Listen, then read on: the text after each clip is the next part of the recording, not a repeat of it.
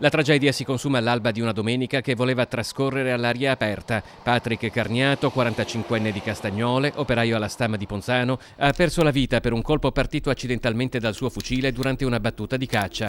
Fatale una caduta inciampando su di un cavo d'acciaio mentre percorreva una strada sterrata che costeggiava la cava Padernello a Paese. Dal suo fucile è partito un colpo che ha centrato l'arteria femorale ad una gamba. L'uomo è morto quasi sul colpo. A trovare il corpo il padre e la fidanzata, preoccupati per il mancato rientro a casa. Una drammatica fatalità, come spiega l'assessore provinciale alla caccia Mirko Lorenzon. Un ragazzo che era esperto, anche appassionato di caccia, però una vera e propria fatalità che può capitare a me e comunque può capitare a chiunque, perché naturalmente o gli è scivolato il fucile o è scivolato lui per terra, quindi sono cose impreviste che possono capitare. Purtroppo è una disgrazia, forse il destino, però dispiace sia per il mondo venatorio, dispiace senz'altro in particolar modo, siamo vicini alla famiglia, alla compagna anche Serena, per questo tragico evento che ha colpito, diciamo, la comunità di paese, ma anche tutta la comunità dei cacciatori della provincia di Treviso.